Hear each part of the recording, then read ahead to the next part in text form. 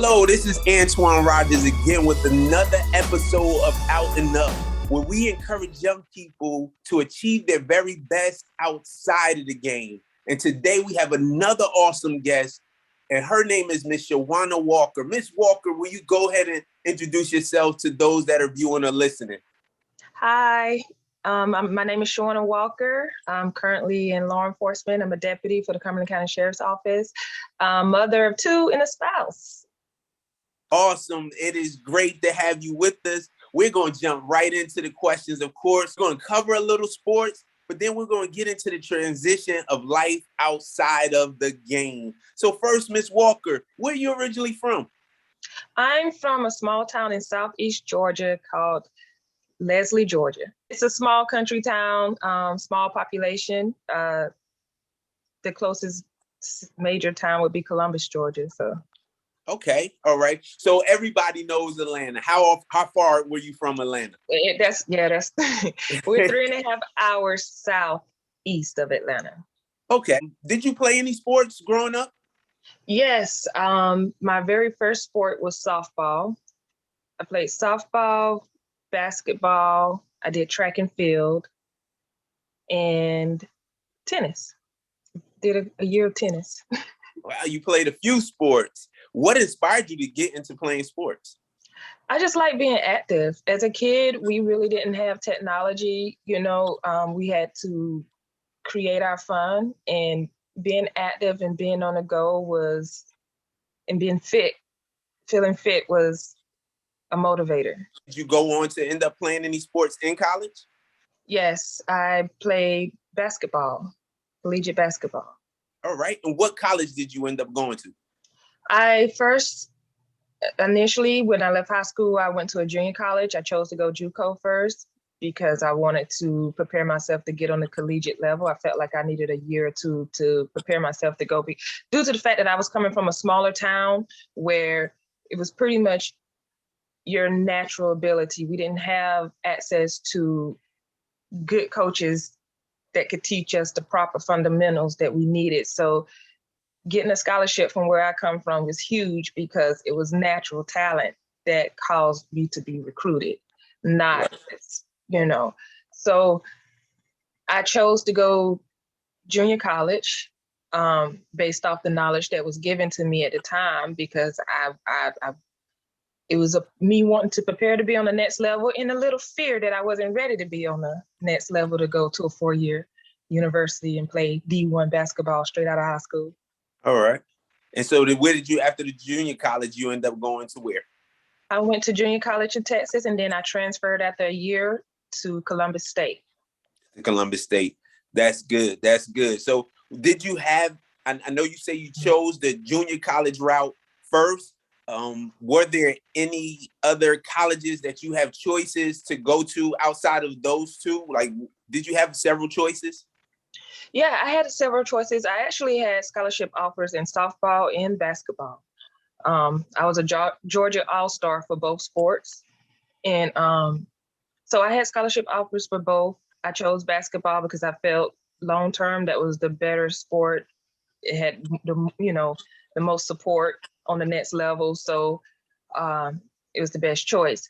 Now, going to JUCO, at the time, I really didn't have a lot of offers. Like in the area that I was located, I was known. My name was known enough. Again, we didn't have technology like we have today. Exposure had to be, that work was put in by your coaches. They would send out, they would do, the recruiting, put you out to be recruited. So if they weren't sending out the tapes and telling people to come look at you, you didn't get looks, especially in a small town. So I was blessed enough to be talented enough to where my name carried, and it carried all the way, to coaches. Now, at the time, a lot of coaches didn't want to take the risk on a small time athlete like myself, because they know that I wasn't, it was going to take a lot of work. Like, that's going to take at least 2 years of work to get her to the level that we need her to perform at in order to be a good fit in our team.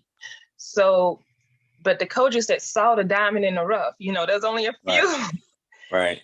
Was the one I had a couple around in my area, but the one out of Texas, he saw something in me that I didn't see in myself at the time. So I liked his energy and I chose him. Now, leaving from Texas, I only did 1 year out there and I had 3 years to offer. And coming out of there, that my first year was explosive. I did amazing. I was a perfect recruit going into the 4-year university level. So my offers, I had Baylor. Coming out of there, I had Baylor, Louisville, Long Beach, California, Michigan, and then a couple of other D2 schools that were offering me. And I could say this from experience. I was blessed to work with Ms. Walker, where we had teams that played, for the agency we played for at the time. We played against other different city and county entities. And I've seen Ms. Walker play. And one of the funniest things would always happen as the season would come around, I would ask Ms. Walker, hey, you ready? Ms. Walker would say, it's like riding a bike. Yeah. And so every time, no matter how long it had been since she'd been out of college, Ms. Walker was ready to play. And most of the times the league was 90% men. And so I watched Walker ball against men and it was other guys that were on the court that had played collegiately. So I definitely know that from that end, I know Ms. Walker had games still, even in the years that we played, worked together for the agency that we worked for. So that, hey, I can attest that she had game. Thank you. Ms. Walker, did you have any aspirations in college, playing ball, professionally, maybe overseas or in the States, outside of college while you were in school? Did you have any aspirations to do so? Initially, I did. Coming out of high school, I guess in high school, because I remember the WNBA started when I was in middle school. And going into high school, me being an active athlete, the WNBA was like, oh, that'd be nice. But at the same time, I realized that it wasn't as developed. And a lot of the women at the time that were playing at that level were veterans that had been playing across seas. So it wasn't as being drafted wasn't at the level that it is today as it was then. But it wasn't a main goal. I enjoyed playing the sport and I was having fun, and that's what I was focused on. And whatever next level, because I didn't even expect to go to get a college scholarship, I was enjoying myself. And so whatever level that was offered to me, I made a decision if I wanted to move forward. It wasn't always my main focus, Gotcha. Would you say in sports, there are a lot of athletes that get to that next level and they lose what it sounded like you had, the love for the game? It is beyond just getting paid. That happens in college. Wow. That is where you lose. And that's what happens. It happens because once you get to the collegiate level, it becomes a business. All right. It is a job. Gotcha. You are competing for your job. Okay. And it's nothing personal, but it is reinforced to you every day. You got to work. You got to be better than the next person that's in the position that you're playing for. You're going to lose your spot and then you're going to lose your scholarship because we don't want to waste our money if you're not invested into our program in the way that we need you to, you know. So it becomes a business and that becomes stressful, it's pressure, especially for the ones who already have to put in the extra work that don't have the natural talent, because truth be told, some people are just born with it and they don't have to work as hard as others. So within that space, like you tend to lose your love for the game because you're so focused on, I got to keep my job. I got to, it's stress. So it's like, this isn't fun anymore. Gotcha. Next question I'm going to ask, what are some obstacles you faced as a student athlete? Time management. Okay. Time management. Trying to your number one, what you're conditioned to believe is your number one priority is the sport, then school. But then as a 18, 19, 20, as an adolescent, young adolescent adult, you want a social life. You want to experience what you're seeing your other peers, do around you. So it's like trying to balance the three so you can have a full experience takes really good time management. And if you're not prepared, you can get lost. I got you. I'm going to ask this last question, and we're going to go to a quick commercial break. What was some of your career goals between that high school and college period? Like, I know you thought about possibly playing professionally, but what were some other career goals that you may have had? Honestly, initially coming out of high school, I wanted to become a surgical technician.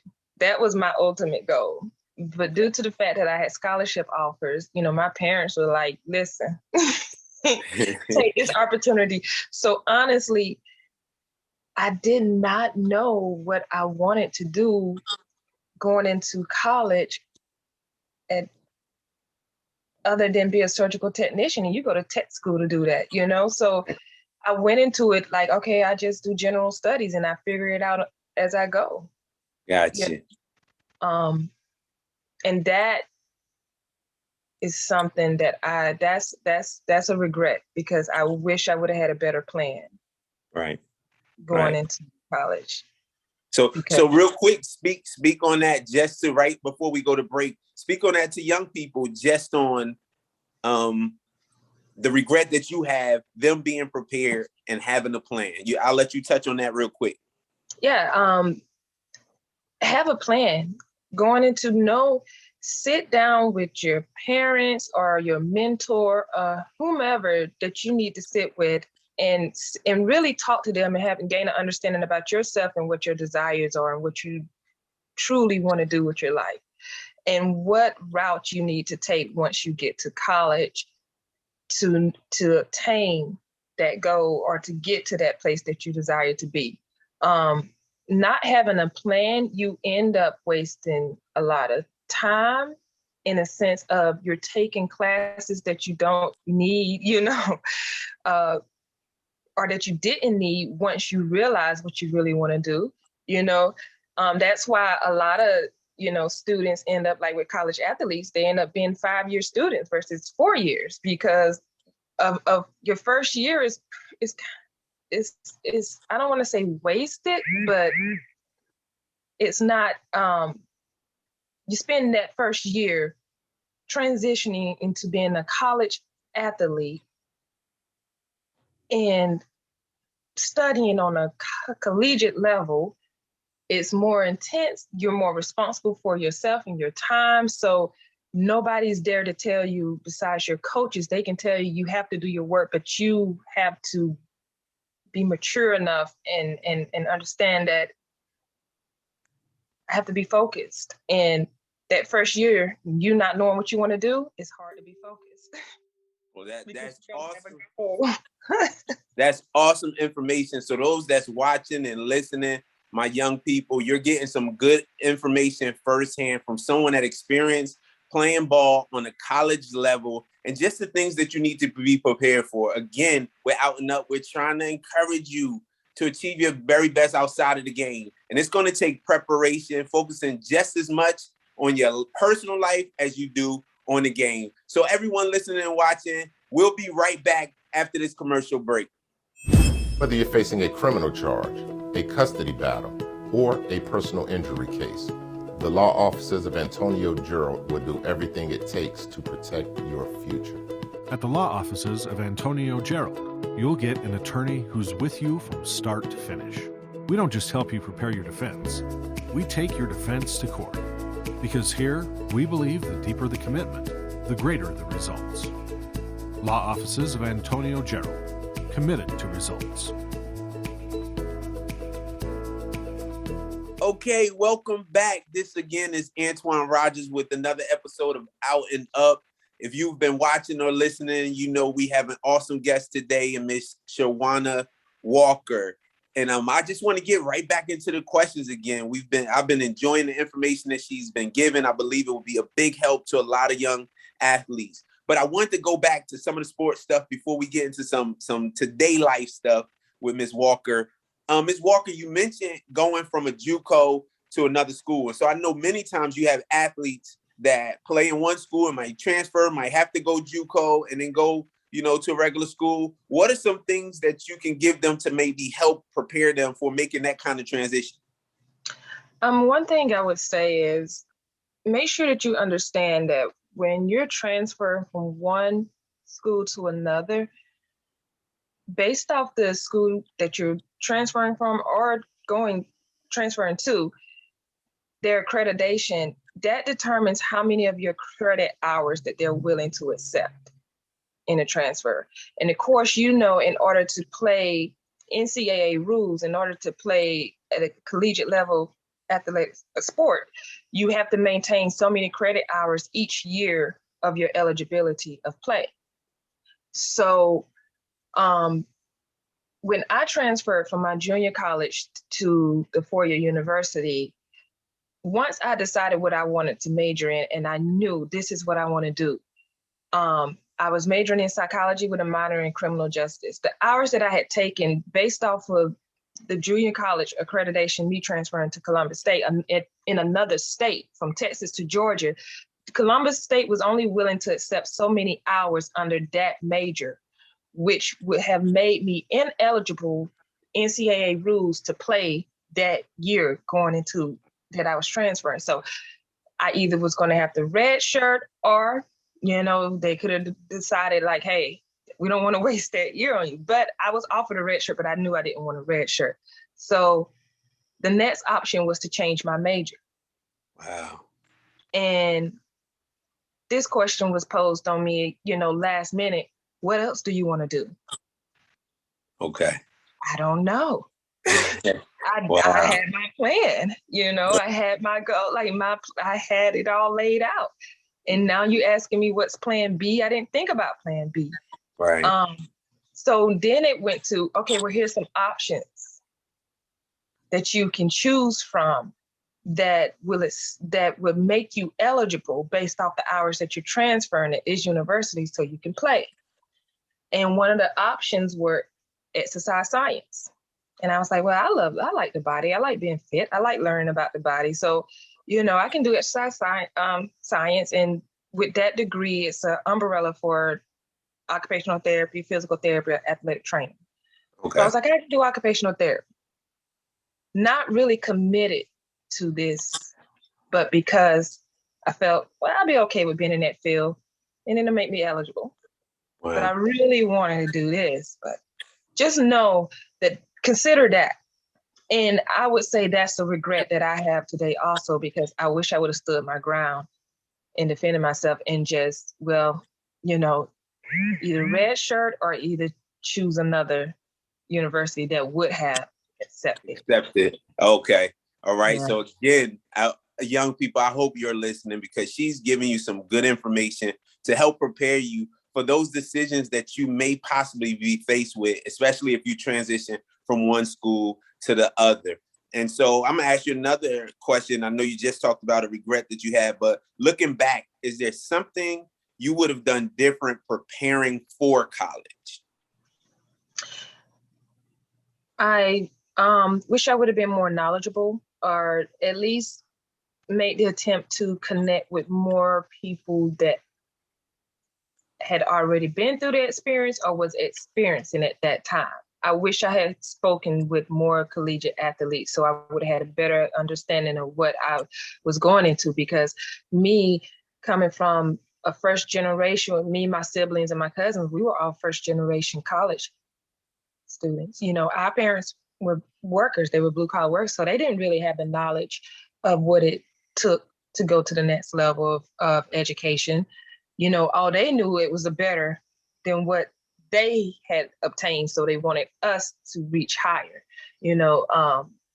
So going into college, I really didn't truly have an understanding financially, how things operated. I had to learn that on site. Like everything that I learned about how to be a college student was through experience and through mistakes. Got you. So do what you have to do to be prepared. Speak to who you talk to, go to, when you go on your recruiting trips, make sure you pose the right questions, ask them questions so you can have a true understanding of what you're going into, and know, that it's more than just playing, going to this. I'm not going to college to be just an athlete. I'm a student first, Well, you So, hit a good point right there saying that. So I'm going to segue to another question real quick. What were your grades like going from like freshman year college throughout your senior year? Just speak on that a little bit. Okay, so my freshman year, of course, that was a little shaky. GPA wasn't the best. I think I ended my freshman year with like a 2.7, because again, freshman year, time management, being a college athlete, Right. and trying to have a social life, you don't know how to juggle. You get caught up sometimes. You're just tired also from practice and things of that nature. So not knowing, having an 8 o'clock class on a Friday morning is Right. not a good idea, because, a lot of times you're going to miss that class. It's Right. 8 because you're so tired. Yeah. So 8 o'clock classes are not good classes to have as a student athlete.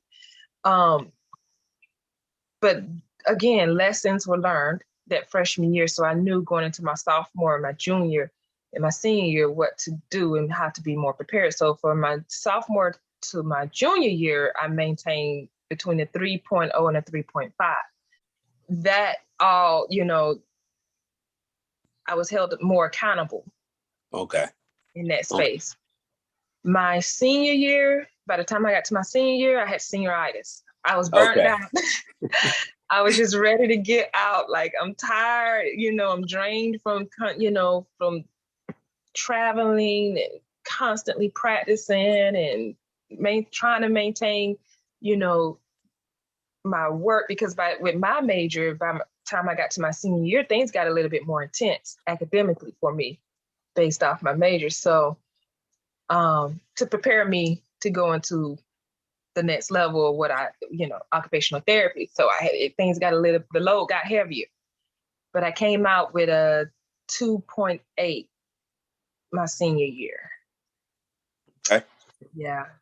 So what would be some advice after that experience? What would be some advice as we kind of get through the grades and just helping people prepare? What would be some things seeing from your freshman year to your senior year? You spoke on how it affected you, but just real quick, give us some advice for that young athlete going from high school to college throughout their college career. What would be some ways they can prepare themselves to go in there focused on classes as a student athlete and maintain throughout those 4 years?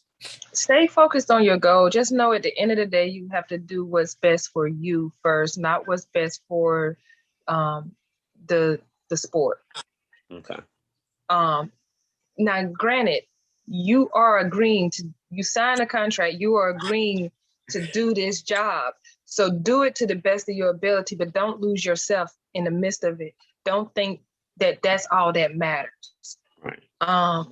Make sure, some schools have great coaches, because I know when I was in school, like the coaches always did the athlete schedule. Like they did your class schedule, they took your major, they knew what your major was, and they set up your schedule around your practice schedule and around your traveling schedule.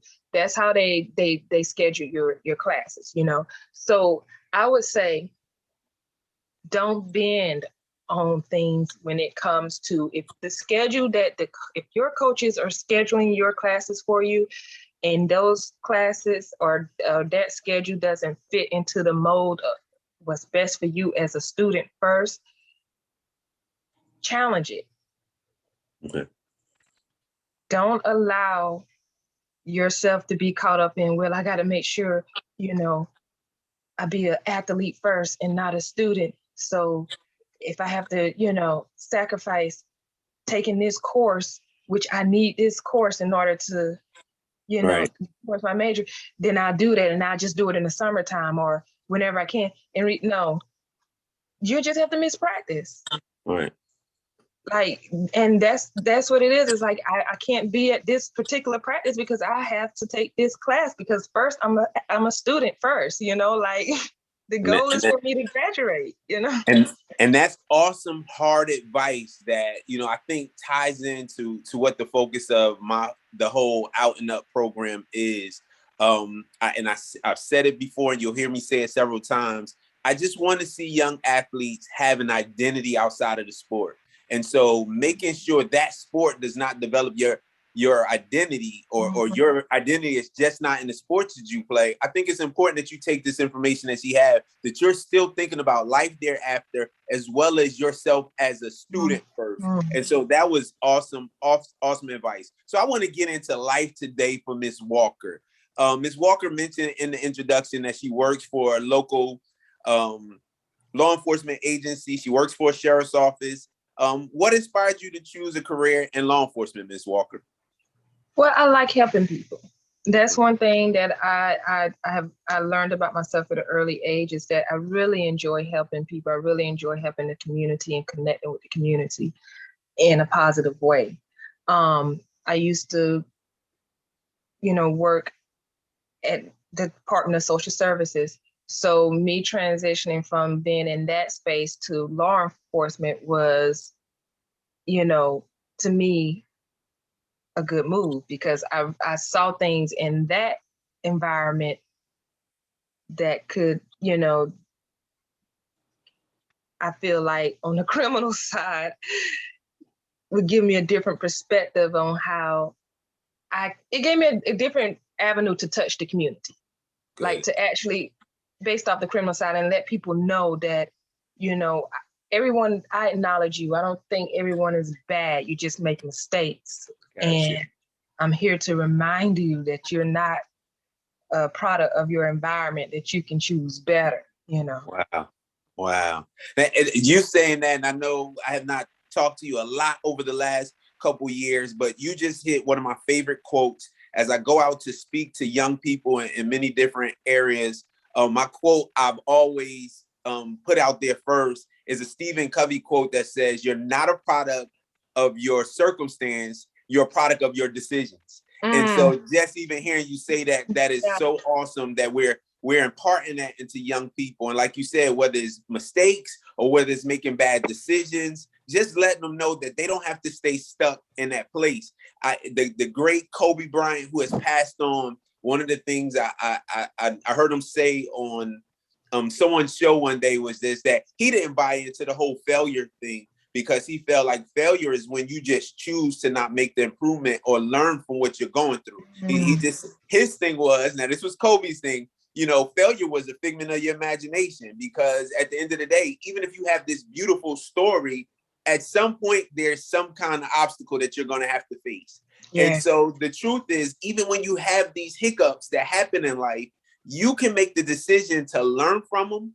If you're an athlete, watch the tape, see how I can get better. If it's in life, examine yourself. So many times in life we examine other people, but examine yourself and see how you can make the change and go forward from there. So great information that you continue to give us, Ms. Walker. I'm going to go into this next one. As a law enforcement officer, what are some common ways you've experienced young people getting into legal trouble? Not being leaders. And I say that is because I see a lot of young people get in trouble from following others, or trying to fit in, or trying to, and it's like, you can look at this individual and know, like, you could, to make the better choice. Wow. But because you wanted to be, in the end, a part of the crew, or be popular, you chose to follow them into something that's not, I talk to a lot of kids in the line of work that we do, because they start off young. They're getting younger and younger, and a lot of times, a lot of them are not following, a lot of them, again, they're choosing to be a product of their environment, or they're just trying to survive because that's all they know. Right. So it's a matter of reminding them that, there's more outside this box of the existence that you've experienced thus far, and that's good. better choices. That's good. That's good. And it's just awesome that you can continue to lay that out. And the information you're giving, Ms. Walker, I think it is so awesome. So I hope the young people are really hearing it and seeing it. And I will even say, it ties into even the athlete, because again, the show is connecting life outside of being in athletics. And I think one of the bigger inspirations for doing this is seeing the player who was at a high peak of a level in AAU ball or even in high school. They get to college and then they get distracted. They start doing, like you said, not being leaders, start following others. And then we find it even on the professional level. How often, I think I said this last show, so I don't want to keep repeating it, but how often do you see the professional athlete who's still carrying around all his friends from childhood who are not focused on life, who are not doing the right thing, and then that ends up being the very thing that pulls him down, even from his career. So you hit good information. I hope the young people are listening. But I'm gonna go into this last question. I think in regards to covering law enforcement, I was just at an event yesterday and heard some people from the community talking on their support for law enforcement. However, we happen to be in a climate where there's a lot of tension between law enforcement and the community. And I don't want to go into any specific incidents, but just real quick, as a law enforcement officer, if you had a moment to talk to the community, just represent just in regards, because I know from working on both sides, being in the community as well as working in a law enforcement agency, I know even people like yourself who had the opportunity to really serve in a program that we had called detention prevention, where we got to go out into the community. So I've seen you on the mentoring level. I know the heart that you have for community. So real quick, just speak to those who may have a bit of a skewed view of law enforcement. I'll let you speak to them real quick. I just want people to understand, and this is what I always do, every opportunity that is presented to me when I'm in a community, because with the things that are going on, you do have some people that are, upset with law enforcement. So whenever I have the opportunity to remind them that, we're here, we are sacrificing our time and our safety to ensure that you are safe and secure. Our goal is to protect and to serve you. When you call, we come. Got you. And when you are in need, and this is a chosen profession. Like, I am choosing every time I put that uniform on to go out and do for the community what is needed for me to do in order to make them feel safe and protected. I enjoy interacting with people, and I have more positive experiences than I do negative when it comes to law enforcement, because again, majority of the people are grateful for us and are grateful for our presence, because either they've had their own personal, need for us, or they just really understand what it takes, and the level of sacrifice that it takes. Right. And the bravery and the courage that it takes to put on that uniform to deal with all aspects of people, from people with mental health issues to, and so we wear a lot of hats. Right. You do. We wear a lot of hats. Right. So that's awesome. And I thank you for that answer. And again, just from the end of me, I also work for an agency currently right now, as a civilian. But I just encourage people to really be open, to get to know. There's some awesome officers and law enforcement agencies across this country. Yes. And so even with the climate of the things that may happen, just know that there's a lot of people with awesome hearts like Ms. Walker, who is really out there to serve and take care of the community and have a heart for seeing our communities improve and get better. Another question I want to ask you, just how important would you say it is to have positive people in your circle? Oh my goodness, that is the key.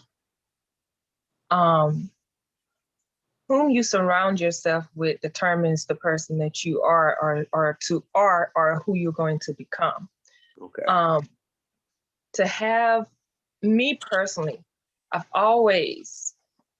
not one who needs a group of friends. It's not the quantity, it's the quality. I Gotcha. always enjoy surrounding myself with positive people who are encouraging and are constantly pouring into you and actually doing great things in life to inspire you to be better.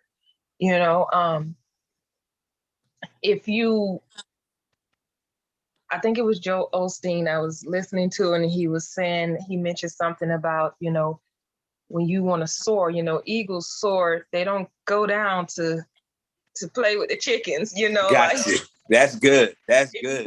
Soar, you got to stay. So surrounding yourself with other eagles to remind you to stay high in life in every aspect is important.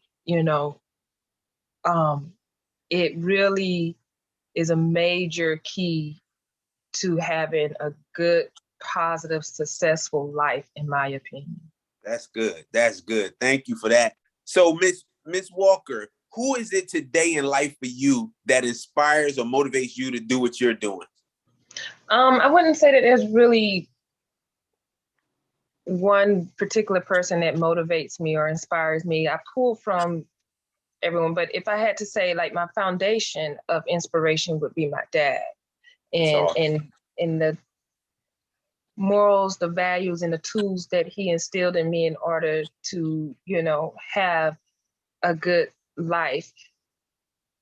He is my inspiration. The way that he lived his life and continue to live his life is inspirational to me. But other than that, like, I pull from everyone, family, friends.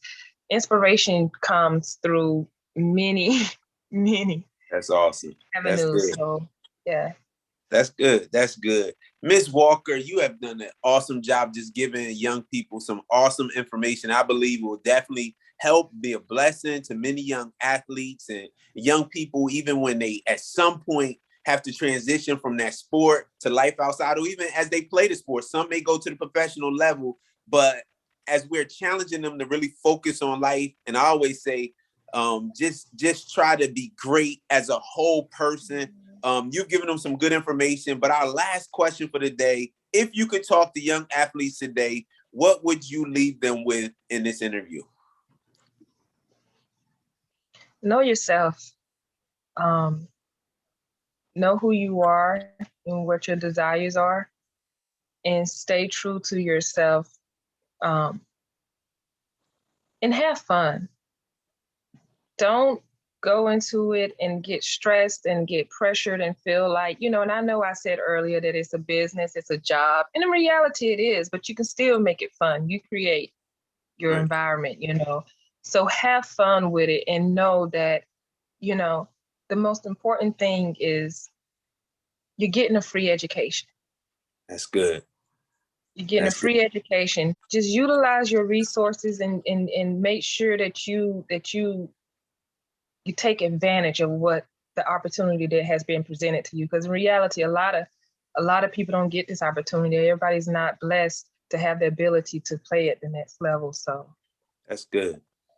That's good. Well, Ms. Walker, it has been a pleasure being able to just pull all this knowledge and wisdom that you have just in life, as well as on a collegiate level, playing sports. I know that it will definitely, like I say, be a big help to someone that is preparing, whether it's high school level, even first couple years in college, preparing to make that transition. And you, again, like most of my guests, have proven that there is life outside of playing the game as you continue to be successful, continue to help your community, and continue to serve. You're doing an awesome job. Ms. Walker, thank you for being with us today. Again, I thank you for joining us today and giving us that information that you have. Thanks again for being with us. Thank you for having me. Thank you for having me.